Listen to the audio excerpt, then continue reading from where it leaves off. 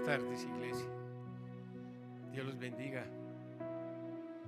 Qué bonito ver rostros que aman a Dios. Les voy a contar la vida de un cristiano. Es una vida de experiencias. Es corto porque tengo que darles palabra. Siendo muy niño, yo nací en el campo. Mi papá fue un campesino. Me crié entre las vacas, los terneros, los siembros. Todo eso es una vida muy linda. Y siempre que estaba yo allá, le preguntaba a mi mamá que dónde estaba Dios. Y ella amó a Dios. Era una mujer que amaba su doctrina, pero amaba al Señor. Y todo el que cree en Jesucristo es salvo. Y así pasó mi vida. Después nos vinimos para la ciudad. Y yo ya era un joven, era un adolescente. Y siempre tenía experiencias con Dios. Siempre. Y cada vez que estaba con mis amigos, venía como una oleada a mi vida. Y yo me apartaba. Y yo decía: Dios, ¿qué es lo que me pasa? Me estoy volviendo loco. Y me encerraba a llorar. Y lloré harto tiempo. Y esas experiencias las vivía. Venían a mi vida y las vivía. Y en una ocasión dije: carambas, esto es algo espiritual. Voy a ir a de un sacerdote a que él me dé un consejo. Y allá llegué, charlé con él, le conté mis experiencias y me dijo: usted tiene una vocación retardada. Entre aquí y sirva de zapatero. Entre a trabajar en la zapatería. Yo me quedé meditando. Dije: no, esto no, tal vez no es para mí. Y salí, me acuerdo, salí de ese seminario, porque ahora son oficinas. Los seminarios se han acabado. Seguí mi vida, siempre con sed de Dios. Los que son mis cuñados ahora, después de varios años que habían pasado, me compartieron del Evangelio. Yo acepté a Jesús en mi corazón, pero no sentí ninguna experiencia. Y una madrugada cualquiera, una noche me acosté. Yo era soltero, todavía no conocía a mi amada Luz. O sí, tal vez ya la conocía. El caso es que esa noche me pijamé, me acosté y dormí tal vez un ratico. Y ya como a la madrugada, mi espíritu se comenzó a inquietar. Y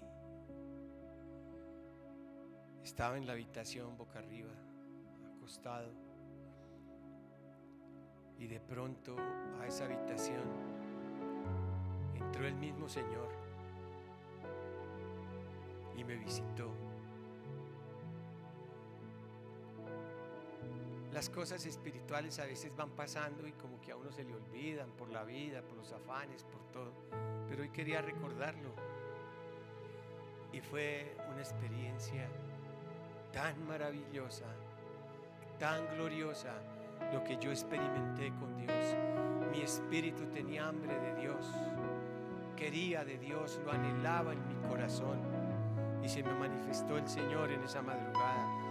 Me dio lenguas, me bautizó en el Espíritu, me dio visiones, me mostró el cielo. ¿Qué más quiere que les diga? Eso es maravilloso. Dios llenó esa expectativa en mi corazón. Y de ahí en adelante, nunca me soltaré de las manos del Señor hasta este día. Amén. Voy a compartirles esta porción de la palabra que está en el Evangelio de Juan, capítulo 7, del 37 al 39, y dice así: En el último y gran día de la fiesta, Jesús se puso en pie y alzó su voz diciendo: si alguno tiene sed, venga a mí y beba. El que cree en mí, como dice la Escritura, de su interior correrán ríos de agua viva. Esto dijo del Espíritu que habían de recibir los que creyesen en él, pues aún no había venido el Espíritu Santo, porque Jesús aún no había sido glorificado. Estamos viviendo, y desde el tiempo de Pentecostés hasta este día presente, hay un mover del Espíritu Santo en todas las generaciones, en todas las generaciones. Dios tiene un remanente y escoge los que ha de escoger en las generaciones, como en mi generación. Dios escoge y va escogiendo y va escogiendo y va apartando. Aunque Dios no hace acepción de personas, pero Dios llama a toda la humanidad, pero no toda la humanidad llega a los pies de Cristo. Eso es triste, pero así es.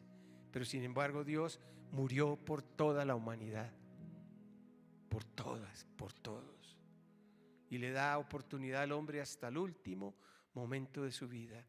Aquí nos enseña la palabra que cuando Cristo viene a nuestras vidas hay una revolución espiritual y hay una revolución muy grande. Pero antes de que siga mi enseñanza y mi charla, quiero orar por los diezmos y las ofrendas. ¿Saben una cosa? Dios ama al que da con alegría. Dios ama al que da con un corazón sincero. Dios bendice a esa vida y Dios obra tan sobrenaturalmente. Perdónenme que corte la enseñanza, pero fue que se me pasó por alto. Pero quiero decirles que el que diezma y ofrenda tiene los cielos abiertos en su vida, tiene la bendición de Dios. El enemigo no le va a estorbar en sus finanzas, no les va a estorbar en sus trabajos y en lo que ustedes quieran emprender, porque la mano de Dios siempre estará con sus vidas, bendiciéndolos, porque Dios es un Dios que bendice y ama al que da con amor y con gozo para su obra. La iglesia necesita de los diezmos y las ofrendas, necesita de tu trabajo para que esta iglesia pueda pagar un arriendo y podamos seguir adelante en todos los gastos que tiene la iglesia. Amén, amén. Pero que se oiga ese amén. Amén. Eso, amén. Gloria a Dios. Juan contaba que hay una iglesia que cuando van a diezmar y ofrendar, la gente se pone feliz, se para, alaba a Dios. Bueno, ¿qué no hacen? Porque es un principio de la prosperidad del ser humano, dar para Dios. Padre, yo te doy gracias por los que diezman y ofrendan para tu obra. Señor, abre las ventanas de los cielos, Señor. Padre, lo que ellos materialmente no han podido alcanzar, Señor, bendícelos y que las puertas del cielo se abran, que los llamen para contratos, para negocios. Dales ideas para empresas, Señor. Tú les puedes dar ideas a las personas para que tengan empresas, para que puedan emplear a muchos, Señor. Gracias por estos dineros, los bendecimos, Señor, y colocamos delante de ti, Señor, este tiempo. Gracias, Señor. Amén y amén. Vamos a seguir con nuestro hilo. Y dice la palabra de Dios que de nuestro interior corren ríos de agua viva, porque es la comunión con Dios, con su Espíritu. Si Dios nos hizo tripartitos, somos alma, cuerpo y espíritu, pero nuestro espíritu estaba muerto. Pero cuando Cristo llegó, se entrelazó con nosotros, con nuestro espíritu, como les acabo de contar la experiencia que viví, que Dios lo permitió. Cuando el Espíritu llegó a mi vida, fue algo tan maravilloso, fue una experiencia tan gloriosa que nunca se me olvidará, jamás, jamás se me olvidará en todos los días de mi vida. Y eso es lo que Dios hace en la vida del creyente. Lo saca de las tinieblas a la luz, y por eso dice la palabra que de nuestro interior correrán ríos de comunión de lo inagotable que es el Espíritu Santo precioso de Dios. Y eso es lo que Dios hace en la vida del creyente y en todos nosotros.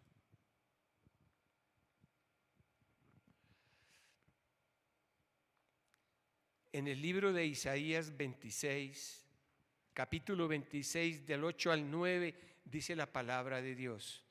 Isaías 26, del 8 al 9 dice: también en el camino de tus juicios, oh Jehová, te hemos esperado. Tu nombre y tu memoria son el deseo de nuestra alma. Con mi alma te he deseado en la noche, y en tanto que me dure el espíritu dentro de mí, madrugaré a buscarte.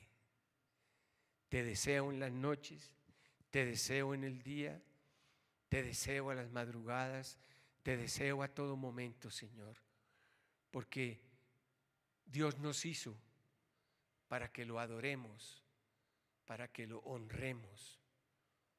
Dios nos hizo para que tuviésemos una comunión con Él todos los días de nuestra vida en esta tierra. Para eso Dios nos dio y nos hizo y nos creó. ¿Por qué? Porque el hombre natural busca a los brujos, busca lo espiritual, porque dice la Biblia: mi pueblo pereció porque le faltó conocimiento. Óigame bien a lo que les quiero decir. Fuimos hechos para buscar y adorar a Dios.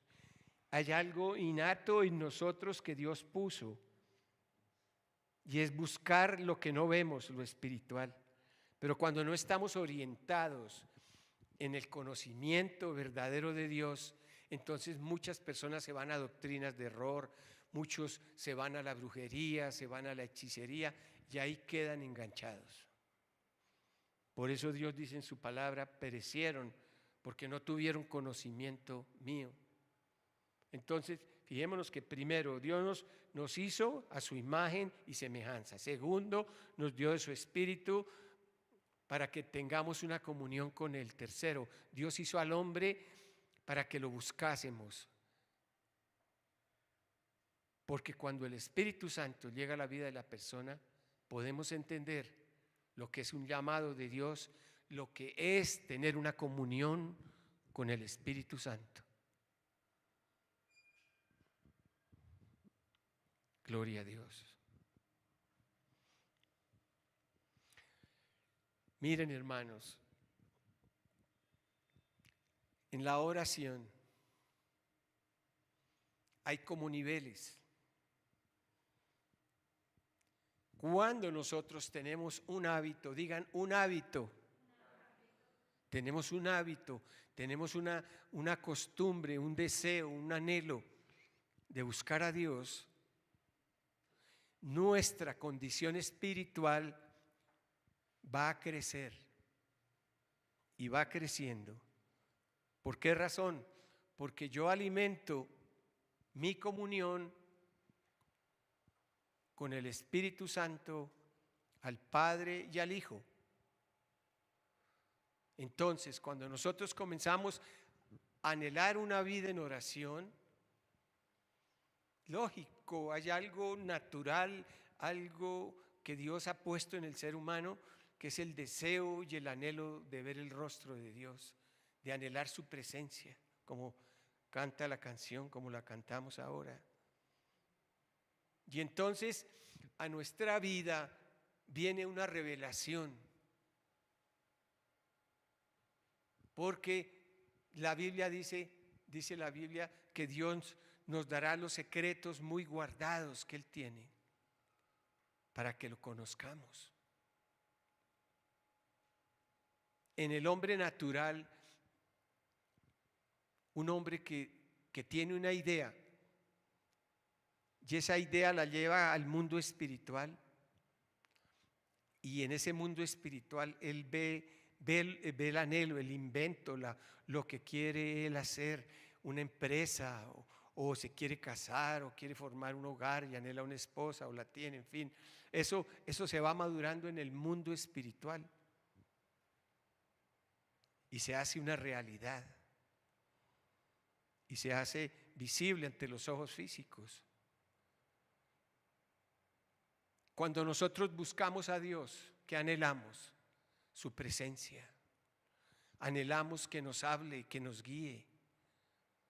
En una ocasión, una madrugada cualquiera, estaba en oración y me paré y me quedé quieto.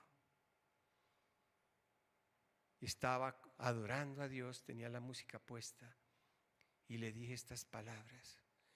Y le dije: Señor, ¿tú escuchas mi oración? Y el Espíritu Santo me contesta y me dice: sí, yo la escucho. Oye, hermano, yo brinqué. Me puse tan contento ver que Dios nos respalda, ver que cuando lo anhelamos, Él se revela en nuestros corazones, que Él quiere hablarle a su pueblo. Dios quiere llevar a la iglesia a esa intimidad, a ese crecimiento espiritual. No lo vemos, pero lo sentimos. Nos revela su palabra y confesamos las promesas que están escritas en la Biblia para que esas promesas que son vida se hagan realidad en mi vida, en mi hogar, en mi trabajo, en toda la vida del ser humano. Pero miren, cuando tenemos una comunión y que la comunión tiene que crecer en la vida de la persona, hay muchos ejemplos que Dios pone en su palabra de esas pequeñitas semillas de mostaza que al sembrarla en la tierra germina y va creciendo y va creciendo y va creciendo y se hace un árbol muy frondoso, dice la Biblia, donde las aves hacen sus nidos y se posan, porque es un árbol grande que salió de la semilla más pequeña, que es la mostaza. Eso así nos compara a Dios cuando nosotros lo conocemos y estamos viviendo ese primer amor. Qué lindo, qué hermoso, no, miren, eso uno le habla hasta al perro de la casa. Sí, y le comenta a todo mundo: mire, yo era así, yo lo hice. Pero ¿saben una cosa? Que lo que yo experimenté en mi vida nunca lo dejé. Por el contrario, siempre lo alimenté. Dios puso en mí un espíritu de búsqueda a Él, un espíritu de oración a Él. Y eso siempre me ha guardado, me ha levantado en los momentos difíciles de la vida, en los momentos que pasamos, las circunstancias que puede vivir el hombre, el hogar, los hijos, el trabajo, en fin, tantas cosas. Pero cuando tenemos esa comunión con Dios, nunca nos vamos a alejar de Él, porque hay muchas personas que llegan a la mitad del camino y una desilusión y un problema, algo, dicen y le echan la culpa a Dios.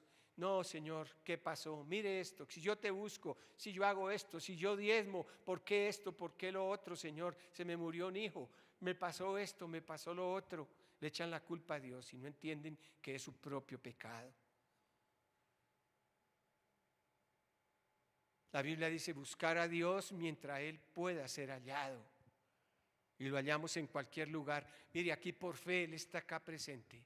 Aquí está la gloria de Dios, aquí está su Espíritu. Estoy ungido, tengo la unción del Espíritu, tengo la vida de Dios en mi vida. Tú tienes la vida de Dios en tu vida, tú tienes una comunión del cielo en tu vida. Tú estás con Cristo, estás sentado en los lugares celestiales porque la Biblia lo dice. Mire que en la antigüedad Dios mandó a hacer como una casita donde habían tres lugares: el atrio donde llegaban los judíos, entraba el pueblo; el lugar santo donde se llevaban las ofrendas a los sacerdotes; y el lugar santísimo donde solo entraba una vez por año el sumo sacerdote a ministrar por los pecados del pueblo, ofrendando y llevando el sacrificio de un animal al lugar santísimo, la sangre. Pero esa sangre cubría los pecados. Pero ellos ya entendían el sacrificio. Sin derramamiento de sangre no hay perdón de pecados. Y ellos conocían. Conocieron la ley y todos los mandamientos que el Señor le dio a Moisés para construir ese tabernáculo, y todas las ordenanzas, y todo lo seguían los judíos al pie de la letra. Pero miren lo que nos enseña la Biblia. Tengámoslo bien en cuenta, iglesia. Pidámosle a Dios que saque de nosotros lo que nos obstaculiza para poder crecer en Él, para que cuando leamos la palabra, la leamos en el Espíritu y entendamos los planes de Dios en mi vida personal, en mi ministerio, en mi hogar, en mis hijos, en el mundo, en la sociedad, en todo, porque esa es la palabra. La palabra no es un poquitico, ahí la guardé y la besé y la puse a un lado, no, es para que la vivamos. Y miren lo que pasó. El lugar santísimo era un lugar sagrado donde si entraba alguien moría fulminado, porque no podía entrar nadie a ese lugar. Solo un hombre que era preparado, y lo duraban preparando 1 año. Los judíos lo preparaban, era el sumo sacerdote y lo preparaban, y si él entraba con pecado o algo quedaba fulminado y tenían que jalarlo, lo jalaban y tenía unas campanitas. Si no sonaban las campanitas, ¡pum! Hasta luego, Lola.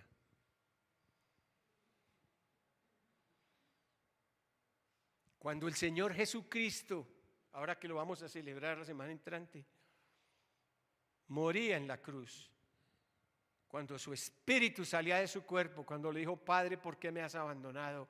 Tembló la tierra, se levantaron muchos muertos de la tumba,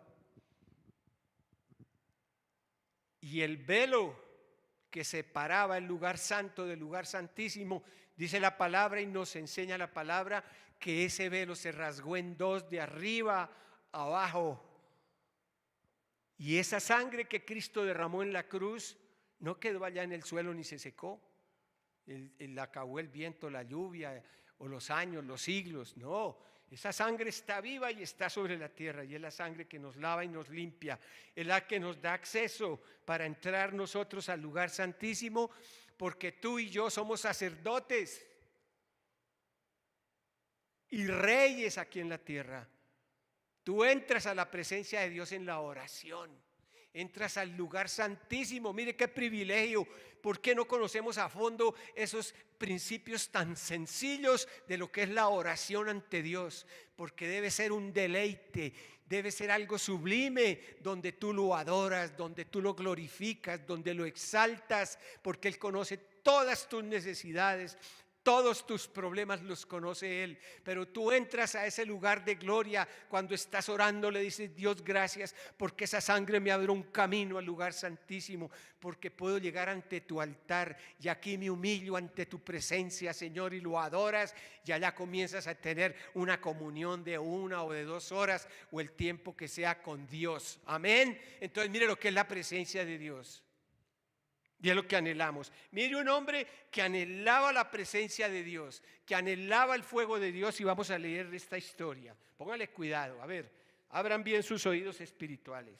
Y dice así, vámonos al libro de Reyes, Segunda de Reyes 2, del 1 al 15. Dice así: y aconteció que cuando quiso Jehová alzar a Elías en un torbellino al cielo, Elías venía con Eliseo de Gilgal, de otra ciudad. Y dijo Elías a Eliseo: quédate ahora aquí, porque Jehová me ha enviado a Betel, a otra ciudad. Eliseo dijo: vive Jehová y vive mi alma, que no te dejaré. Descendieron pues a Betel. Saliendo a Eliseo los hijos de los profetas que estaban en Betel, dijeron: ¿sabes que Jehová te quitará hoy a tu señor de sobre ti? Y él dijo: sí, yo lo sé, callad. Y Elías se volvió a decir a Eliseo: quédate aquí ahora, porque Jehová me ha enviado a Jericó. Y él dijo: vive Jehová y vive mi alma, que no te dejaré. Vinieron pues a Jericó, y se acercaron a él los hijos de los profetas que estaban en Jericó. Dejémoslo hasta ahí. Mire cómo este hombre, él caminó con Elías, era un profeta, era un hombre escogido por Dios, era un hombre que Dios lo había llamado para guiar al pueblo de Israel.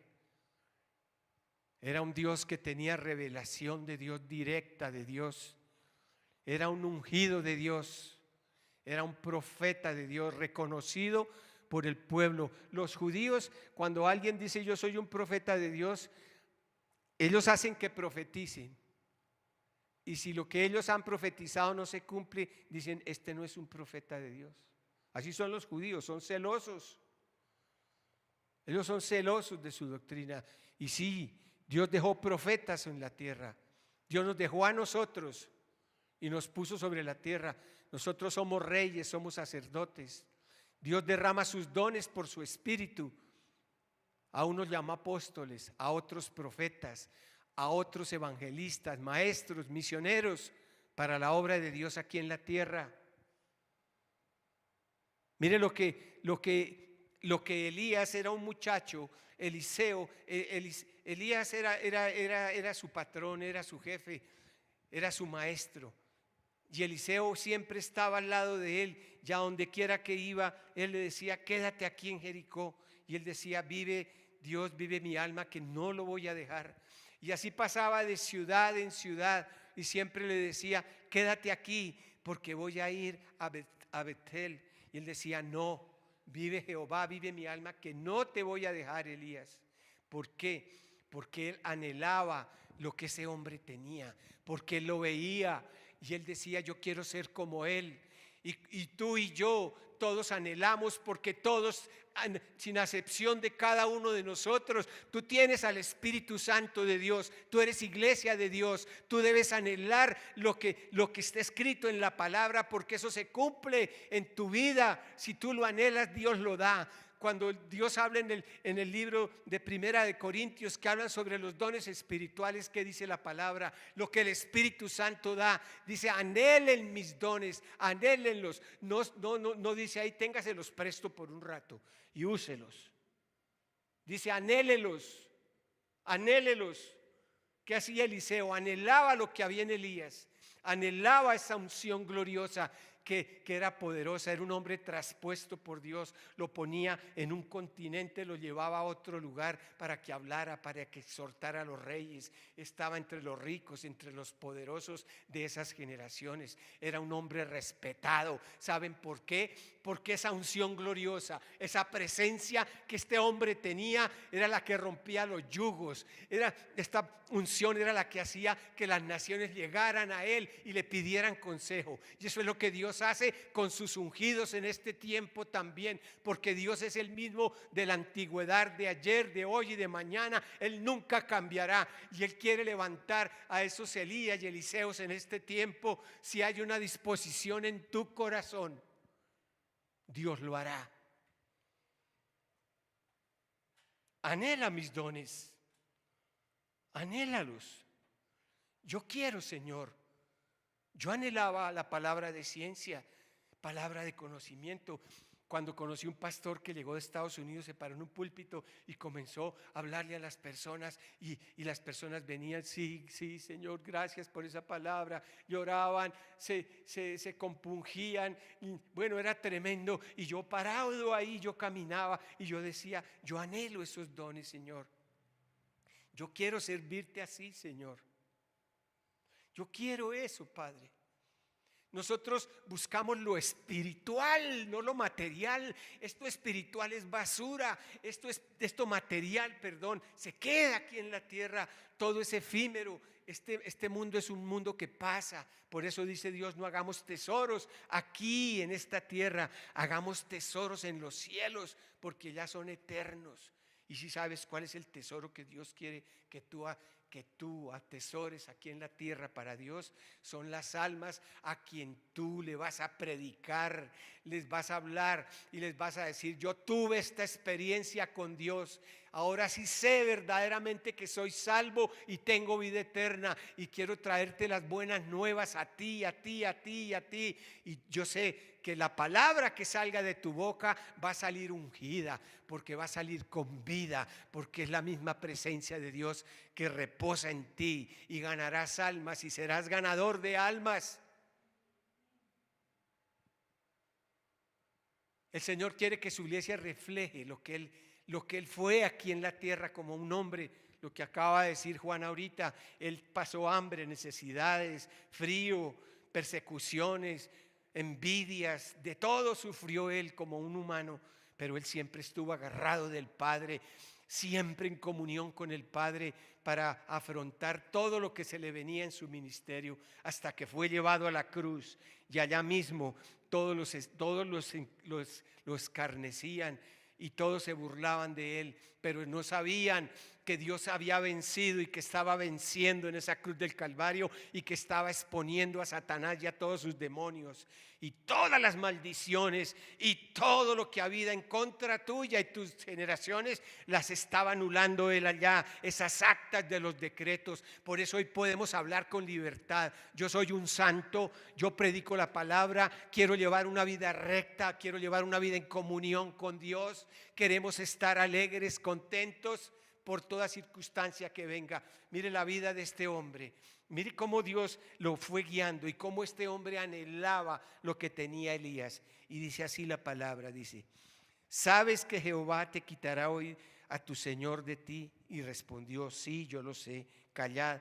Y Elías le dijo: te ruego que te quedes aquí, porque Jehová me ha enviado al Jordán.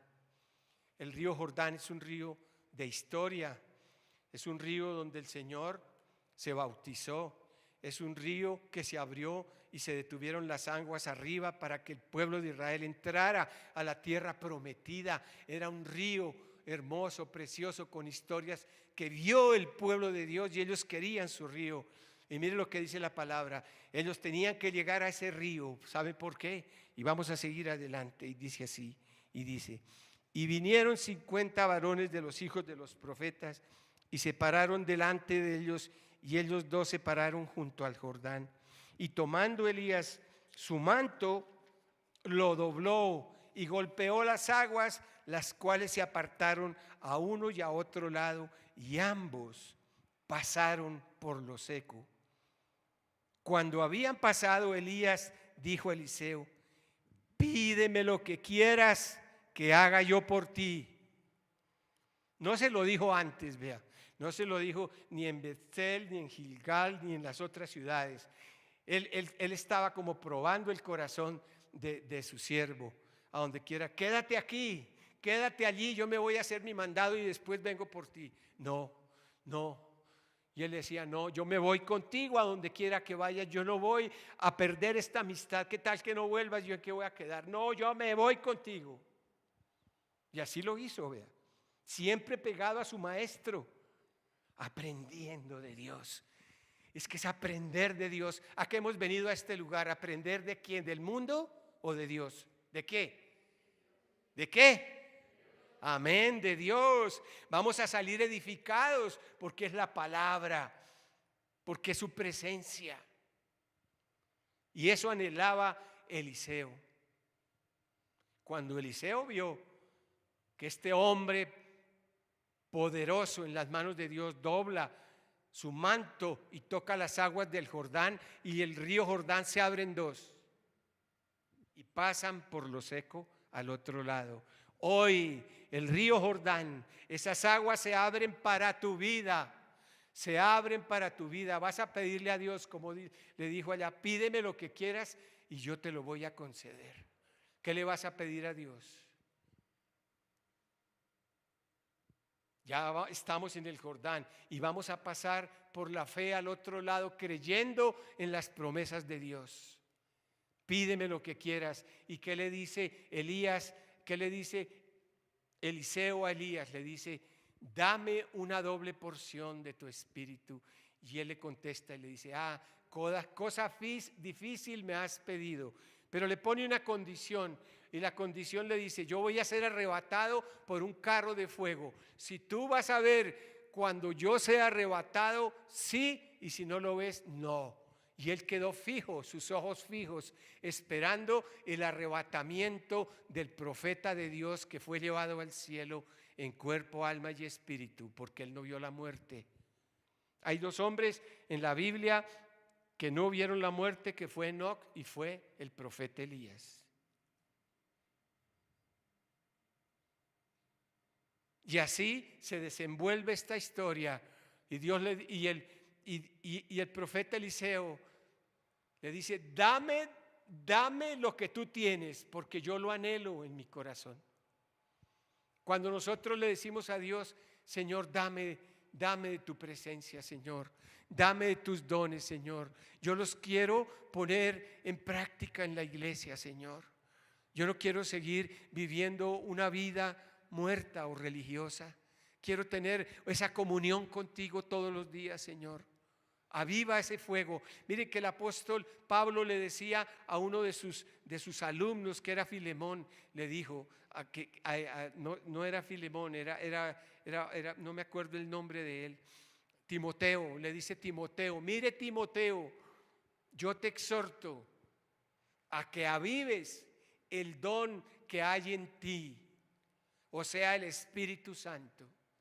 Aviva el don que hay en ti por la imposición de manos y por la palabra de profecía que yo di para tu ministerio. Le dijo, avívalo, no lo dejes enterrado, sácalo, ponlo a la disposición de la iglesia, de tu misma vida, para que tú crezcas y para que seas de bendición para los demás, porque esa debe ser la vida de un cristiano. Yo que saco con guardar lo que Dios me ha dado y me ha dado en estos días, sí, qué lindo. Pero qué, hermano, si venimos es a dar lo que Dios ha puesto en nuestro corazón, lo que Dios quiere para ti. Esa unción que tú tienes una unción, todos tenemos una unción. Cuando tú llegas a Cristo y abres tu corazón a Él con sinceridad y lo recibes en tu corazón, esa unción del Espíritu Santo llega a tu vida y te sella. Hay un sello en tu vida, en tu frente, para el día de la redención, dice la palabra.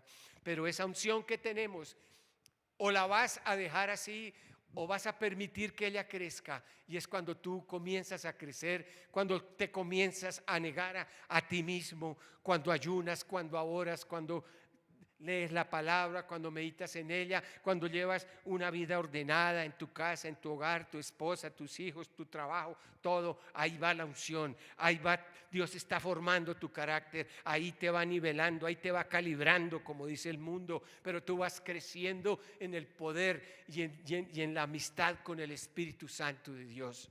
Tú eres un templo vivo de Dios. La Biblia dice, yo no habito en templos hechos por manos humanas, como si yo necesitase favor de los hombres. Yo creé los cielos y la tierra, y a mí no me puede contener ni mi misma gloria, ni la misma eternidad puede contener la grandeza de Dios. Las tradiciones nos enseñaban que ahí lo podíamos encerrar en algo muy pequeño y ahí lo teníamos. No, eso es una mentira. Dios es eterno, Dios es omnipresente, Dios está en todas partes, está aquí presente.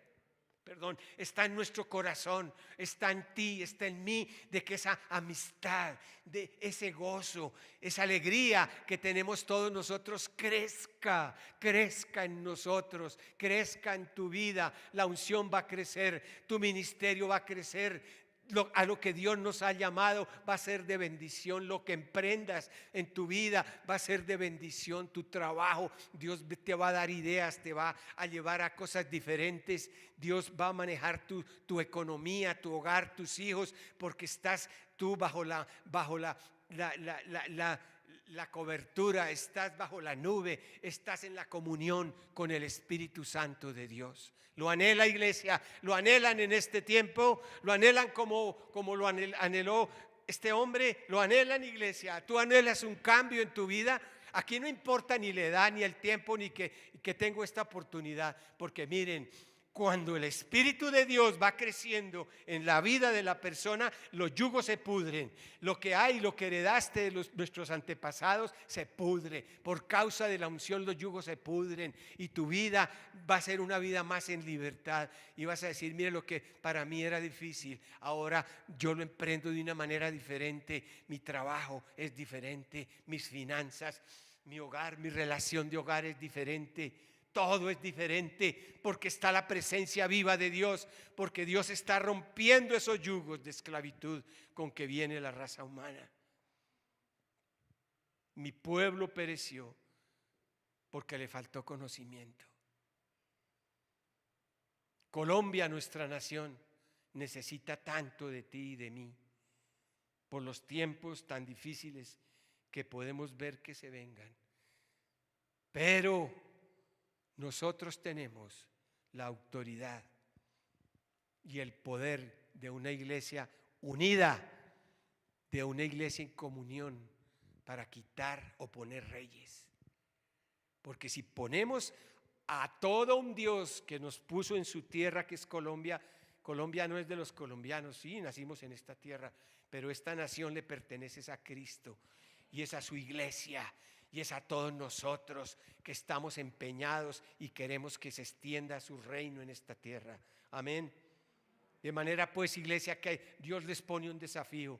Nosotros hemos venido hoy a este lugar, sí, hemos venido a cantar y a adorar a Dios, sí, Padre, pero Dios quiere que tú tengas una vida más de sometimiento a Él. Si saben que Dios no pone yugo, el yugo es del diablo, el sometimiento es de Satanás, Él es el que controla.